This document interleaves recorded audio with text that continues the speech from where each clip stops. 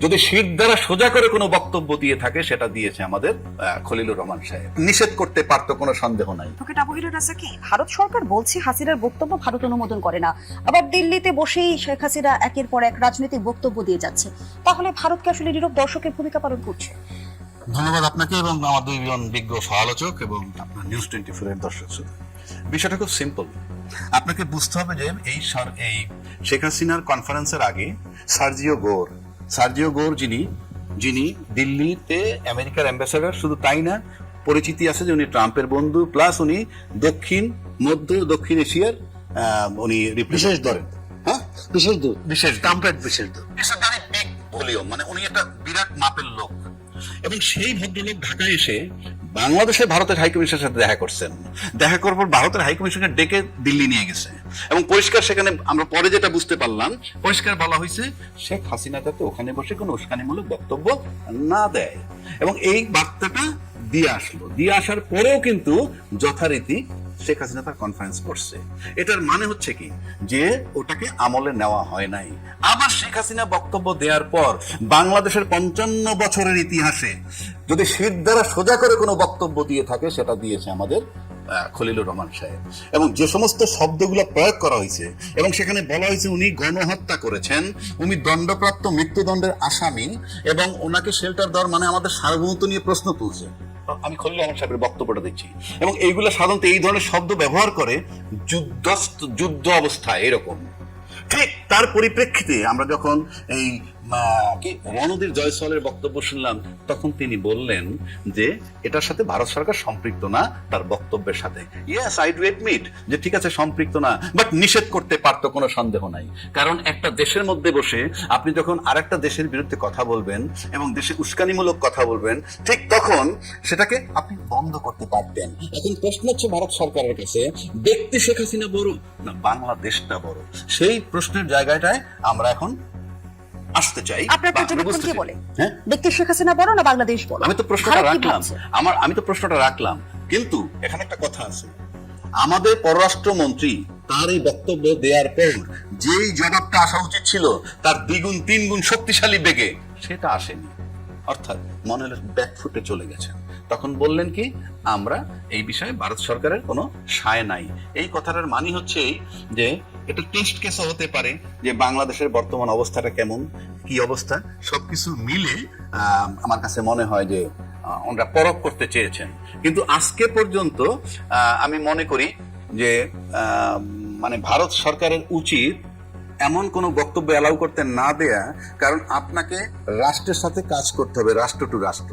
এবং ইউনূস সরকারে আসার পর বাংলাদেশ ভারতের যে সম্পর্কটা ছিল একটা বৈরী সম্পর্ক আমরা দেখছিলাম এবং আমরা মনে করছি নির্বাচন হয়ে গেলে তারপর সব ঠিক হয়ে যাবে। এবং তারা বলছিলেন যে নির্বাচিত সরকার আসলে আমরা নির্বাচিত সরকারের সাথে সমস্ত রকমের কাজ করতে আগ্রহী। তাহলে নির্বাচিত সরকার আসছে, তার মানে কি নির্বাচিত সরকার is not the issue, rather সরকারটা তাদের মন মতো হয় কিনা। অর্থাৎ আমি অনেকদিন আগেও বলেছিলাম শেখ হাসিনার জায়গাটায় সরকারকে দেখতে চায়। এখন শেখ হাসিনার জায়গায় যে সরকারটা থাকবে না সেই সরকারের সাথে ভারতের সম্পর্ক ভালো হবে। ভারত আসলে পুতুল সরকার চায়, বিষয় হচ্ছে আপনি দুইটা স্টেটমেন্ট ধরেন, আপনি এখানে শেখ হাসিনাকেও ডামি ধরতে পারেন, এখানে ইভেন খলিলুর রহমান, কারণ যে বক্তব্য খলিলুর রহমান সাহেব দিচ্ছে আপনি চিন্তা করেন যে শেখ হাসিনার নেপথ্য শক্তিকে, খলিলুর রহমানের সাহেবের নেপথ্য শক্তিকে, এই দুইটা জন যদি চিন্তা করেন তাহলে দুইটা ডামি দাঁড়ানো আছে কিন্তু বক্তব্য আসছে এরকম। অর্থাৎ ওই শক্ত শব্দগুলা প্রয়োগ করার ক্ষেত্রে খলিলুর রহমান সাহেবেরও কোথাও একটা শক্তি আছে, যে শক্তি যেমন হাসিনার একটা শক্তি আছে, নিষেধ করা সত্ত্বেও উনি ওখানে কনফারেন্স করতেছে। সুতরাং আমার কাছে মনে হয় যে বাংলাদেশের আমরা লোকগুলা বা বাংলাদেশের সরকারগুলা আদৌ কখনো স্বাধীন ছিল কিনা, কখনো হয়তো আমি ওনার নেতৃত্বে, কখনো হয়তো আপনার নেতৃত্বে, কখনো আজিজ ভাইয়ের নেতৃত্বে, আমার কাছে এ পর্যন্ত তাই মনে হয়। ধন্যবাদ জানাচ্ছি অ্যাডভোকেট আবু হেরা রাজ্জাকী। জনাব এবি আজিজ, ডামিকে যেমনটি অ্যাডভোকেট আবু হেরা রাজ্জাকী প্রশ্ন তুলেছেন, ব্যাপারটা হলো আমাদের কাছে পরিচিত যে আপনি যার লোক উনিও তাই, সোনাব ভাইও তারই লোক বা রাজ্জাকী ভাইও তারই লোক, তো ব্যাপারটা দামি হয়ে গেল। অর্থাৎ দুই পক্ষই এখানে খেলোয়াড়কে। আমি তো বলছি যে আমরা ভূ রাজনীতির চক্করের মধ্যে আছি অথবা ফাঁদের মধ্যে আছি।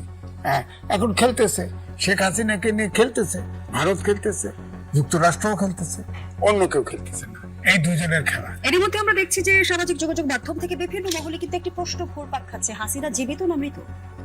না, এটা বলছে এই কারণেই ধরেন সৌরভ ভাইও প্রবীণ, আমি তো ধরেন 78 সাল থেকে প্রফেশনে, আর অবজারভারে আসছে 80 সালে। আমি সেখান থেকে যদি কাউন্ট হয়, কোনো ব্যক্তি, কোনো রাজনীতিবিদ, কোনো ব্যক্তি প্রেস কনফারেন্স করছে, তার চেহারা দেখা যায় নাই, অথবা রিপোর্টারের চেহারা দেখা যায় নাই, এরকম ইতিহাস আমি দেখিনি।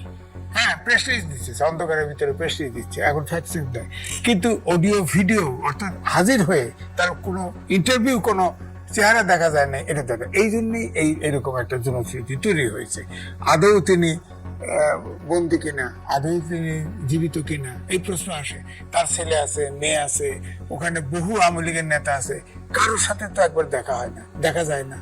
আবার যেখানে প্রেস কনফারেন্সে যেটা বলছিলাম, ফরেনার্স করেসপন্ডেন্ট, অর্থাৎ ভারতের ফরেনার করেসপন্ডেন্ট, যারা ফরেন করেসপন্ডেন্ট, সেখানে জয় ছিল, সেখানে আপনার সাকিব আল হাসান ছিল, আর নওফেল ছিল। হ্যাঁ, জয় কিন্তু তাও জুমে কানেক্ট হয়েছে। হ্যাঁ, আর সাকিব আল হাসানও তাই, সে ওখানে আসেনি। হ্যাঁ, গাড়ির থেকেই সে জুমে জয়েন করছে। এই খালি উপস্থিত ছিল নওফেল। হ্যাঁ, তার চেহারাটা তো ঠিকই দেখা গেছে, কিন্তু আপনার ভার্চুয়ালি কথা বলছে, শেখ হাসিনার কোনো চেহারা, ভয়েস হয়তো ব্যান্ড আছে, হয়তো আমাদের ডাক্তার জাহিদ আছে, এক ধমক দিছে, আমাদের মিডিয়া সব আগে ফেলাইছে।